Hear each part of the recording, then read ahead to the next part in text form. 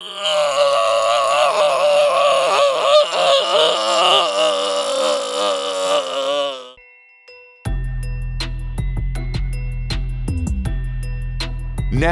Sports Talk with Broads. Here's Hunter Brody.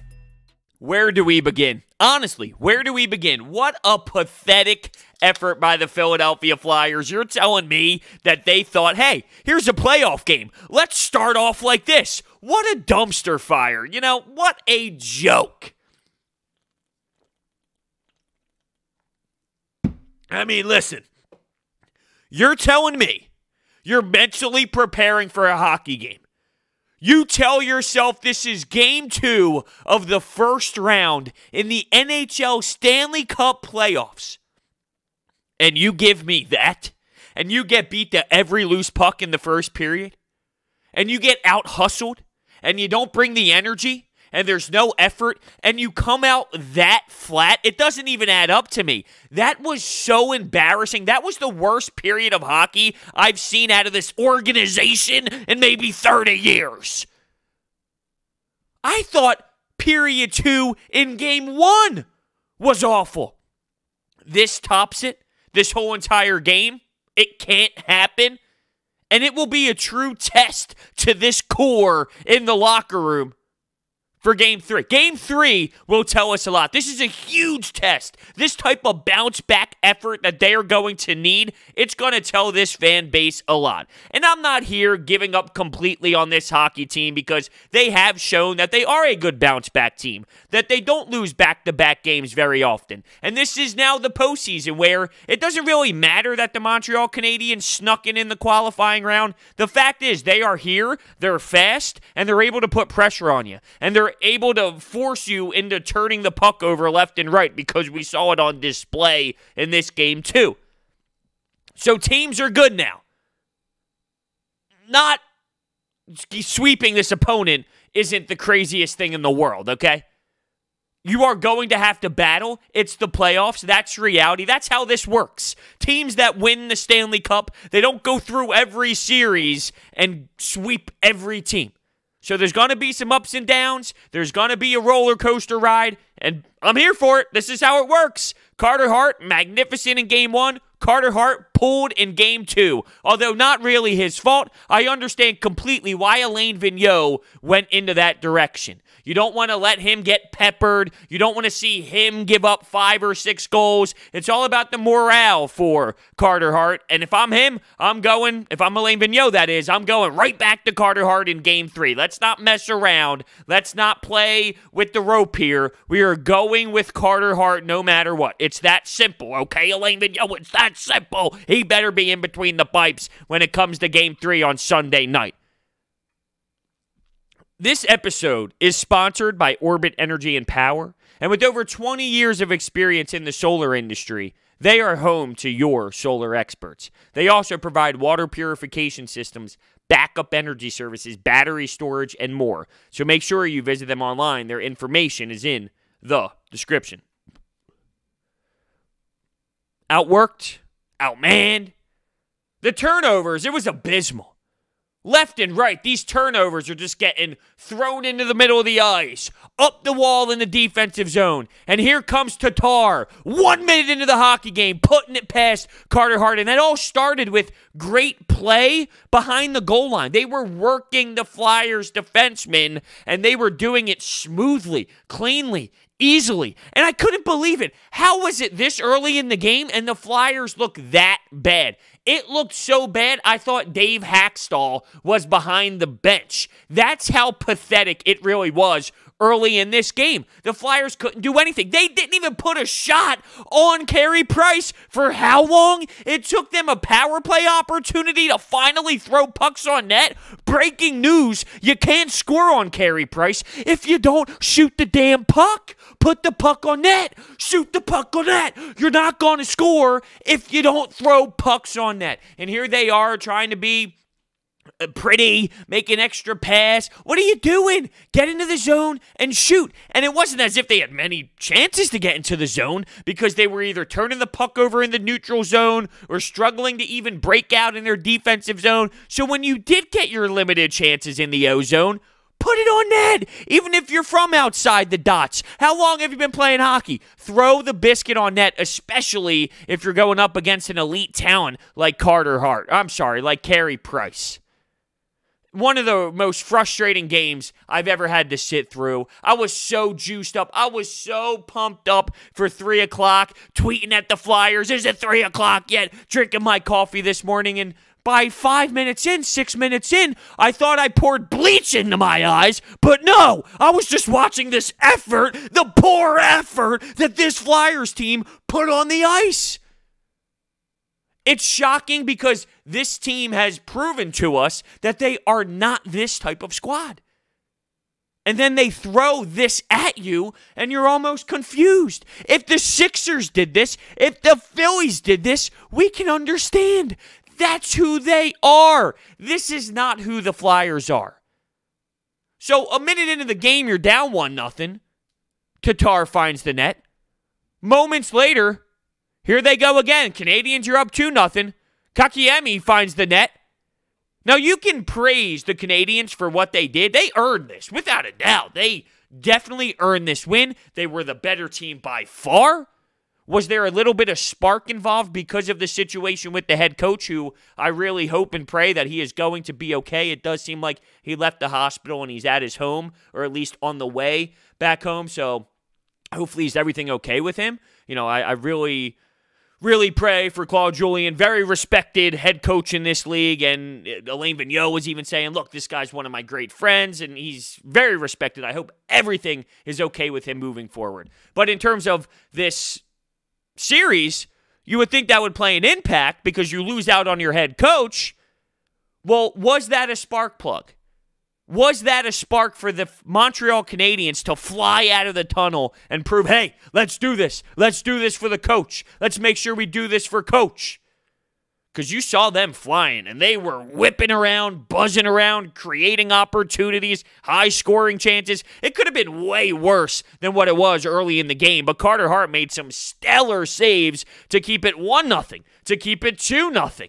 It could have been 7-0 in the first period if it wasn't for Carter Hart. Poor guy just got totally left out to dry. Whether it was Provorov, Niskanen, Braun, or Ghost, or Myers, I didn't think any of them had a good game. Sanheim, I didn't like any of the games from the defensemen in this one. And I was shocked to see, to be honest with you, Alain Vigneault go with Shane Gostisbehere to start this game. I thought it was a no-brainer. You take Ghost out, you put Robert Haig in. Maybe, just maybe, it had to do with the fact that the power play was such atrocious in Game 1, and since they got into the bubble, that they needed some sort of spark, and that would be Shane Gostisbehere, where I hate to break the news to you, they ended up not scoring any power play goals, and they went, what was the final on their power play units?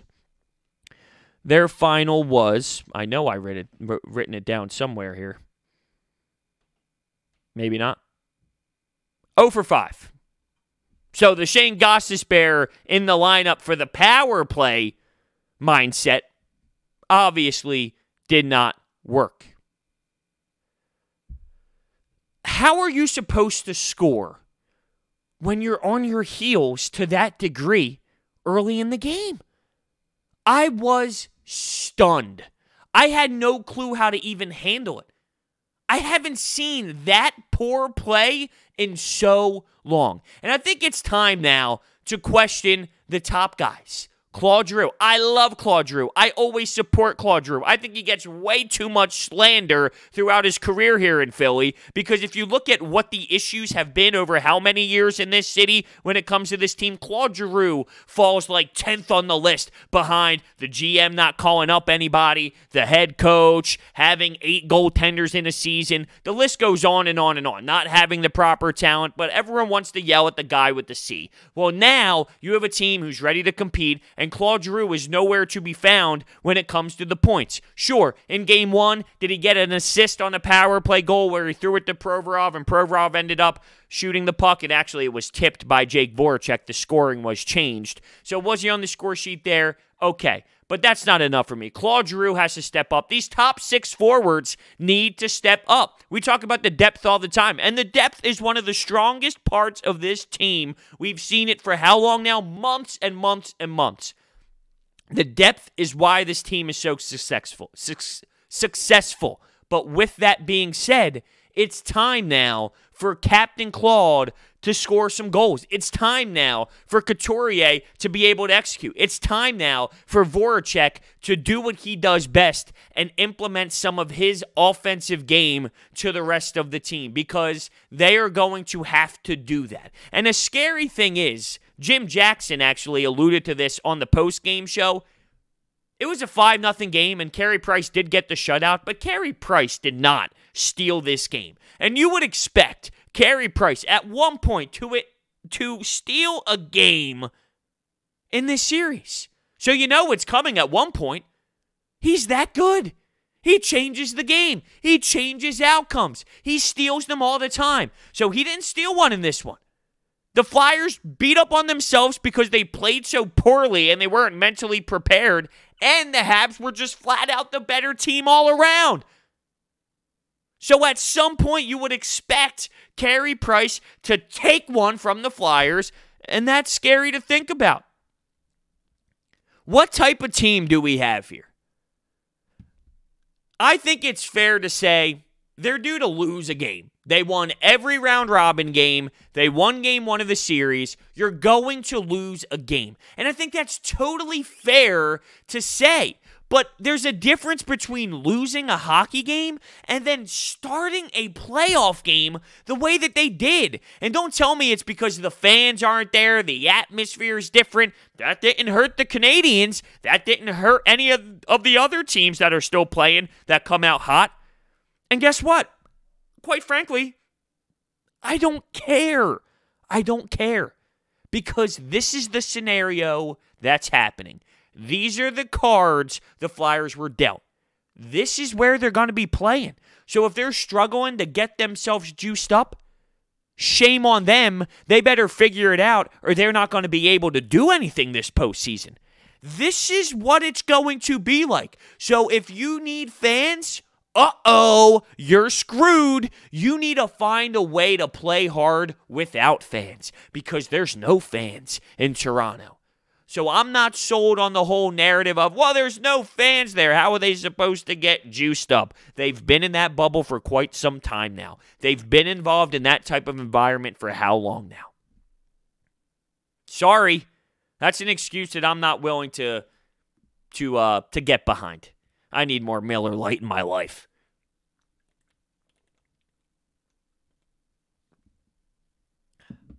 Here's something. End of the first period. And this just shows you the type of game the Flyers had. Flyers in the offensive zone. They win the draw. Okay, that's good. That's good that they won the draw. Somehow, Ghost and Provorov get torched by Max Domi, who takes it on a breakaway, and he goes in and Ghost gets a penalty. Now, was it a penalty? I don't know. I don't know if it was a penalty. It looked like he had his arm around him from one angle, so that's why the ref probably called it, but he didn't really touch him if you look at the replay and you get to see the slow-mo. I don't care about the missed call or the bad call or any situation that plays out with that Gostisbehere play. I don't care about the call. Here's what pisses me off more. The Flyers won the faceoff. It splits both defensemen, and Max Domi's the first guy to get there? Max Domi's the first player to touch that puck and go in on Carter Hart for a breakaway? Are you kidding me? That just shows me the work ethic is not there. They have more will, and that's something Alain Vigneault said in the postgame. Will. They outwilled the Flyers, and that disgusts me more than any sort of bad call. And it's unfortunate because the Habs did score on the power play to start the second period. Tatar with a wrister right off the post and in. And oh, by the way, Justin Braun trying to block the shot. He totally screened Carter Hart. Took away his own eyes. Can't take away his eyes. If you're going to do that, block it. okay? If you're going to get in front of the goalie and take away his view, make sure you block the shot. From my own personal experience, there's been some times where I did the same thing as Justin Braun. I thought I'd block it, but no, I screened my own goalie instead, and it goes in. And you get the look from the goalie afterwards. Well, that's what just happened to Justin Braun. I hate to go down this road, and I know it's not for today, but I am not a big fan of Justin Braun. The fact that the Flyers traded a second and a third for 1 year of a sixth defenseman, a fifth, sixth defenseman, I get he's a veteran player and all, but if you look at what they gave up for him, way too much in my opinion. Way too much. He is a little underwhelming, and he had a tough go in this hockey game. I'm not saying he stinks by any means. He does have value. I just think when you look at what the Flyers gave up to get that value for one season, totally ridiculous. A second and a third? Oh, I don't even want to think about it right now. It makes me sick, and I don't think that it is a conversation for today. So when the Flyers were up 3-0, they had a 5-on-3 opportunity, and sure, they were getting good looks, but they didn't score. They didn't score. How many times have I sat here and said they are going to have to execute on the power play? They're going to have to score goals. You win with special teams. All right, that's not shocking. You win with special teams. 0 for 5 on the power play, and they allow 2 power play goals. The PK has been good all year. Now you're getting torched by a Montreal Canadiens power play who stinks, by the way. They're not good on the power play. So now you're getting waxed by this power play with 2 goals. How can you win with 5 power play opportunities that you don't score on, and then you allow 2 power play goals yourself? It's not the way this league work. So they were set up and doomed based off of how the special teams ended this hockey game. You don't win that way. You just don't. And I think the Canadiens have some momentum. I asked the question after game 1. Who feels better? Do the Canadiens feel better because they realized, look, that was a 2-1 game and we outplayed them at certain points and we made them feel uncomfortable? Or did the Flyers look at that and go, well, look, we played not so great and we still won the game. So what does that say? And I didn't know who would walk out on top out of game 1. Who felt better? You would think it would be the Canadiens because they hung in there as a quote-unquote weaker team. And then what you saw in this one, it's almost still hard for me to truly comprehend what I just witnessed. Stunned. My eyes were wide the hell open throughout the whole game because I couldn't even truly understand how they looked that poor, that bad to start the game. They couldn't get out of the zone. They couldn't get any flow. They were stuck. They were trapped. Stick battles, lost, turnovers, up the middle, up the wall. Stop. Simplify the game. Hit the winger on the sidewall.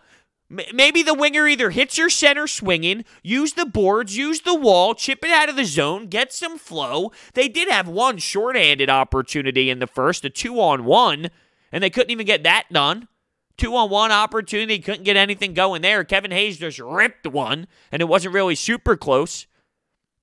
Now let's get to the decision of pulling Carter Hart. So when it was 4-0 in the second period, with about a minute or so to go, there wasn't much time, a couple minutes or so left in the second period, Alain Vigneault pulls Carter Hart, and I think that's the right move. You don't want to get him into a big-time funk allowing 5, 6, 7 goals. That's not a statement to Carter Hart saying you played bad. That's more of a statement to the team. Look what you made me do. You made me pull Carter Hart, who just came off of one of the best performances he's had, his best postseason performance, of course. And you forced me to put in Brian Elliott. Shame on you, players. Shame on you. You need to be better. And I think they all know that. The decor sucked. The offense sucked. I need more out of the captain. I need more out of Voracek. And you saw some lines being shuffled throughout. Joel Farabee moved, and Voracek went back to the top line. At one point, Claude Giroux was now centering, and you did see a lot of movement in play, and I think Alain Vigneault was going to switch things up without a doubt because ultimately you need to. Now, Travis Konechny blocked a shot late in the game, and he ended up leaving the ice. So that could be a big-time loss for this team. Do you shake up the second line? Do you shake up Kevin Hayes, Scott Laughton, and Travis Konechny? Do you go in an entirely different direction with that line? You might have to. You might be forced to if someone like Travis Konechny is not available to play.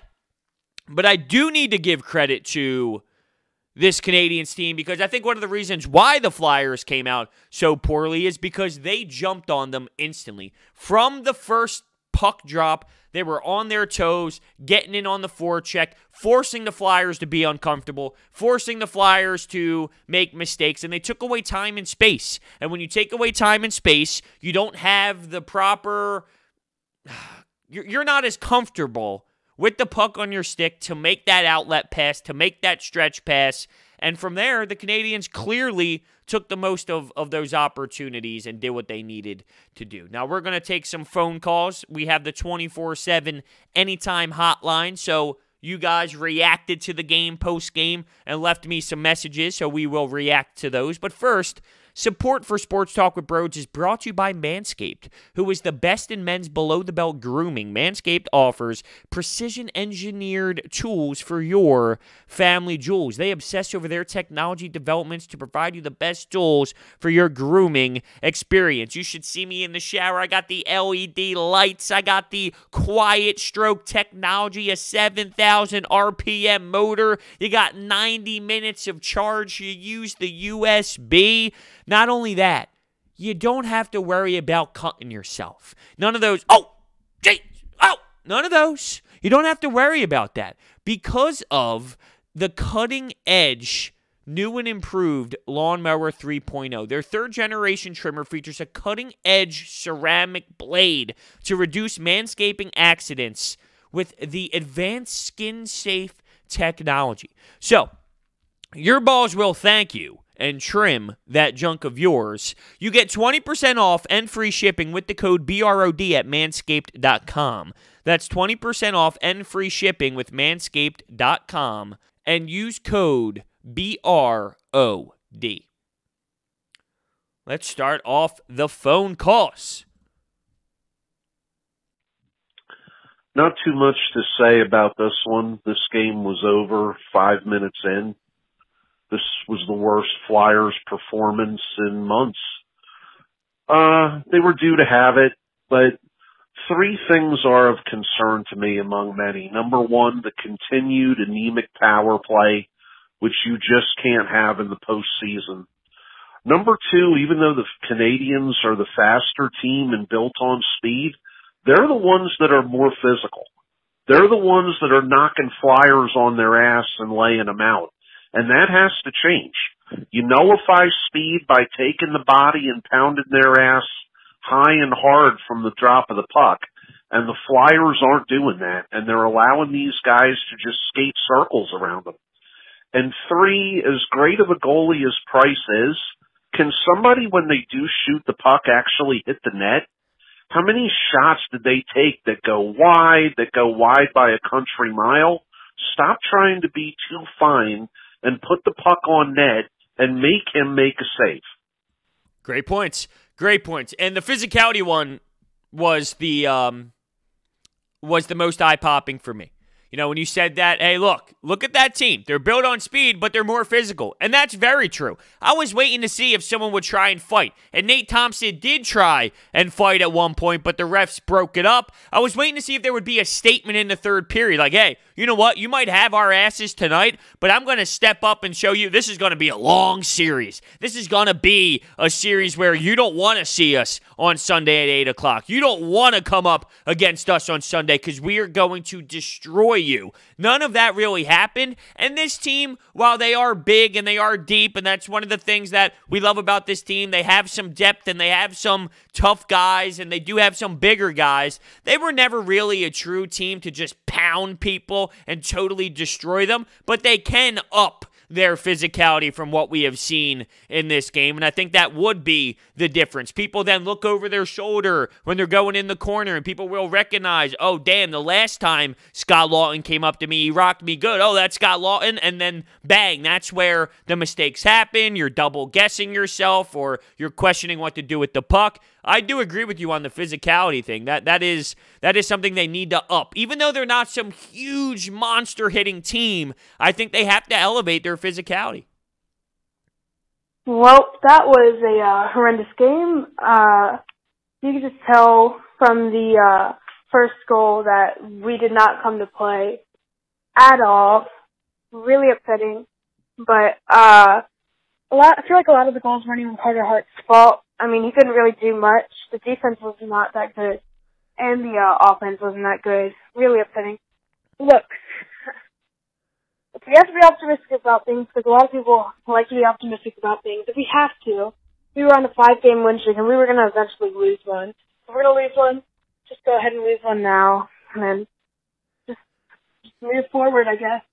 A lot of missed power play opportunities. Bad game, but oh well, we'll get it next time. Sunday night. Hey, look, I understand the optimism. I do get that you're going to lose a hockey game. To think the Flyers were going to win every game from this point on and go win the Stanley Cup is just naive, okay? It's just not reality at all. It would never be the way it plays out. So with that being said, I get that. I just thought it was too ugly for me to be able to go, all right, deep breath, let's figure this thing out, and let's move forward. You're going to lose hockey games. I feel like it was too ugly to allow that to be the scenario. If they lost 3-2, if they lost 4-2 with an empty net, if they battled, they competed, and they fell to the Canadiens, I think it's a different scenario, and it wasn't that way. So to be upset because of what you saw in the second in game one and be upset because of what you saw in this game, there does seem to be a little bit of a trend that doesn't really fit the Flyers, okay? It doesn't. That speed, that intensity, that doesn't help the Flyers at all, and you saw that in both of these games. So I think that's enough of a sample size to question, okay, hold on a second, is this something that can be the death of the Flyers on top of, as you mentioned, the power play? Hey, Broads, that was the most abysmal hockey that I've ever seen in my entire life. I want Shane Gostisbehere out of this lineup. We got to bring back Hag, and hopefully Rafa will be able to come back. I'm absolutely just flat out pissed, man. I mean, how do you go down 5-0 to the Canadiens and you don't even answer? Just as a player, just watching this. Like, I mean, just not a care in the world. Not a care in the world from the Flyers today. Unbelievable. It is unbelievable, but isn't it also crazy to think we're at the point now where the Flyers are too good and we are upset with this type of performance? Not that we shouldn't be mad, because, look, they are good, so there's expectations now. But I can't stop smiling inside, if you will, just knowing that we have this type of reaction to the Flyers now. It hasn't been this way in so long. That doesn't take away from the abysmal performance that we just witnessed. That is truly disturbing. I was vomiting in my mouth while watching that entire hockey game. I get that, and that's frustrating, and I don't want it to be that way. But there's a little bit inside of me that just smiles to think Flyers hockey's this relevant again, to the point where we are so frustrated with what we just watched. That makes me a little happy. But still, I'm pissed with the effort in this hockey game. Yo, what's up, Broads? It's Connor from Philly. This Flyers game was terrible. This team needs a bag skate tomorrow. Hopefully we can win Game 3. Go Flyers, go Phillies later tonight. See ya, man. Go Phillies. Come on, they stink. Bag skate? Ew, I hated those bag skates. You're not going to get a bag skate in the middle of the postseason, by the way, all right? They need a bag skate. That's hilarious. You ain't getting bag skated in the middle of a postseason. You know what that would do for the legs on Sunday night? I will say, though, in general, the bag skates, oh, they were the worst. The worst. Ew, I don't even want to think about that right now. Well, there you have it. The Flyers fall in Game 2. It's only Game 2. Series is split 1-1.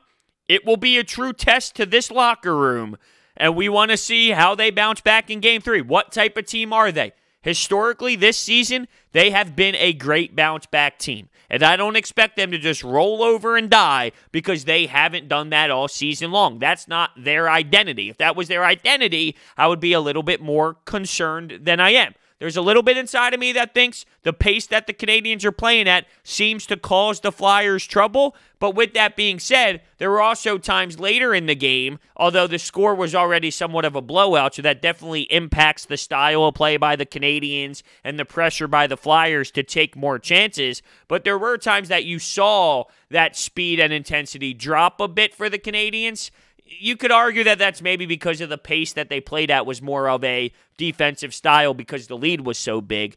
But maybe. I'm looking for some optimism here to an extent, and we'll see how this Flyers team ends up bouncing back. We'll see. It's going to be a battle, obviously. It's going to be tough mentally, but we need players to step up. Where's Hayes? Where's Lawton? We don't know the status of TK to this point. Where's G? Where's Couturier? Where's Voracek? Where are those type of players? They are going to have to be the ones to step up. And this defensive core as a whole, please perform better, because that was one of the ugliest things I've ever seen. The pucks being thrown up the wall, getting waxed underneath the goal line in your D zone, throwing the puck anywhere. Come on, you got to be better than that with the biscuit. You got to be smarter. So thank you all so much for listening. Hit that thumbs up button and subscribe, and I will see you next time.